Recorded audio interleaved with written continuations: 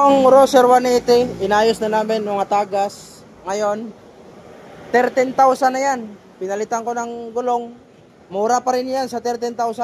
Kompletos papel. Paso lang restro para nito. Titingnan ko yung papel, paso restro. Okay yung gulong nga. Kinabitan ko na gulong. Dalawa. Tapos, inayos ko yung dashboard.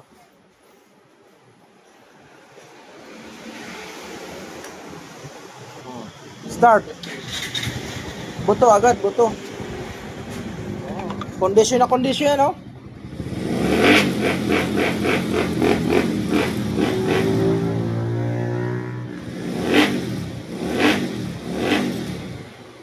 Kaya 13,000 lang.